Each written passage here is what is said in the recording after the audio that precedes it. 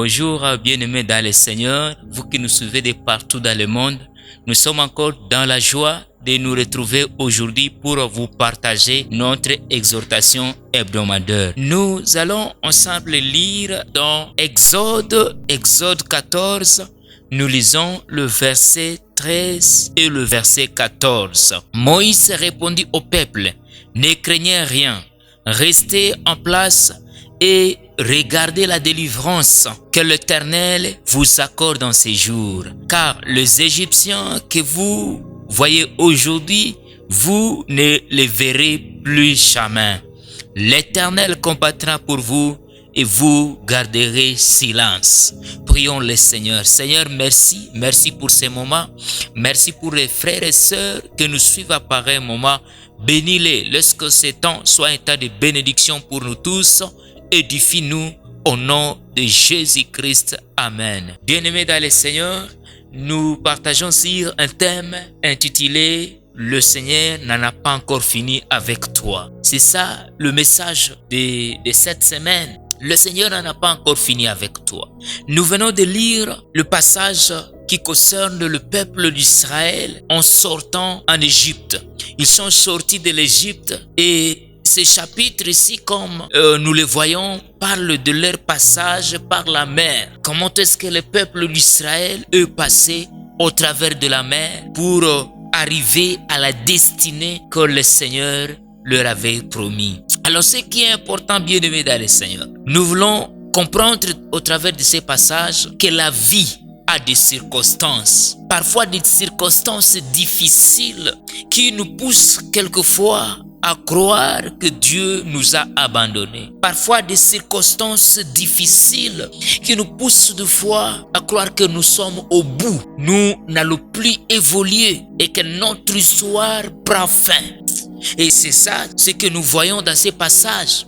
Pour comprendre dans notre courte exhortation, nous voulons parler du contexte. Le contexte. De quel contexte est-il question ici? Le peuple d'Israël est en train de sortir de l'Égypte. Du coup, il se retrouve à un endroit qu'on appelle Pi-Hahiroth. Pi-Hahiroth. Et Pi-Hahiroth, c'était un milieu en face de la mer. Et aussi, Pi-Hahiroth était caractérisé par des montagnes. De gauche à droite, il y avait des montagnes. Et devant, il y avait la mer. Et cet endroit de Pi-Hahiroth, il n'y avait que l'unique voie de sortie et d'entrée. C'était la route par laquelle le peuple d'Israël venait. Et alors, c'est dans ce contexte-là, ils se retrouvent en face de la mer. Gauche à droite, il y a des montagnes. Et derrière eux, il y a les ennemis. Le peuple d'Égypte, les Égyptiens, Pharaon et son armée ont train de venir. Derrière et devant la mer, gauche à droite, il y a des montagnes. Il n'y a pas possibilité de fuir. L'unique possibilité est de rentrer.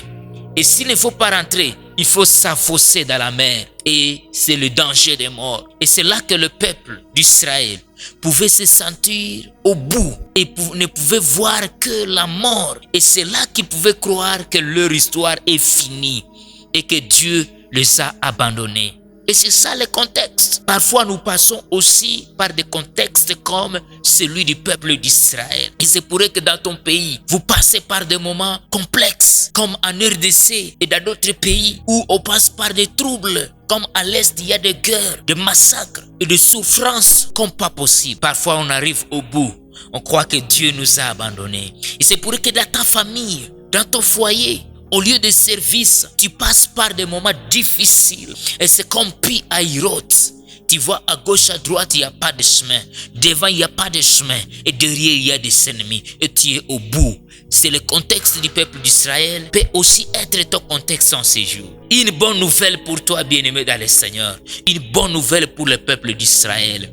C'est dans ce contexte que le Seigneur a agi. C'est dans ce contexte que le Seigneur envoie Moïse pour dire ces paroles d'encouragement. Ces paroles d'encouragement, ce sont des paroles qui racontent un cœur brisé.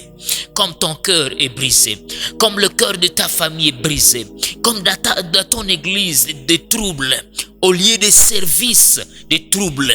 Et ce sont ces paroles que te racontent maintenant. Sache que le Seigneur n'a pas encore fini avec toi. Alléluia. Le Seigneur n'en a pas encore fini. C'est là que le Seigneur dit à Moïse, il envoie Moïse auprès du peuple, il leur dit, ces ennemis que vous voyez aujourd'hui, ces Égyptiens que vous voyez aujourd'hui, vous ne les verrez plus jamais. Aujourd'hui, pour nous, cela veut dire quoi? Ces problèmes, ces troubles, quand Dieu interviendra en ta faveur, tu ne le reverras plus jamais.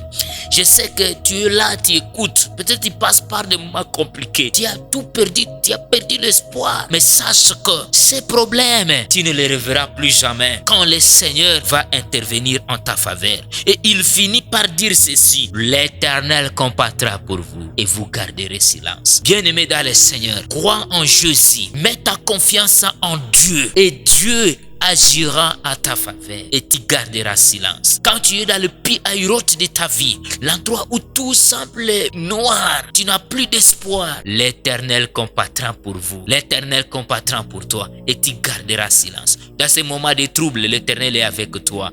Crois en Dieu, ne perds pas l'espoir, il est avec toi. Et c'est ça le message de réconfort. Le Seigneur n'en a pas encore fini avec toi.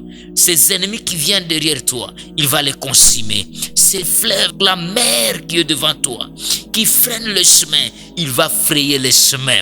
Parce que lui n'a jamais été limité. Il n'a jamais été freiné. Notre Dieu n'échoue jamais. Crois en Dieu. Depuis de tes problèmes, amène-les auprès du Seigneur et le Seigneur interviendra en ta faveur. Que le Seigneur te bénisse. Nous allons prier pour ce message, afin que le Seigneur te fortifie. Et si tu veux croire en Jésus, tu veux que le Seigneur te guide, qu'il te bénisse, c'est bon de prendre le temps de prier le Seigneur. Prions. Merci Seigneur, parce que tu n'en as pas encore fini avec moi. Tu n'as pas encore fini avec mon frère, ma soeur qui me suit à ce moment. Je prie que tu le bénisses.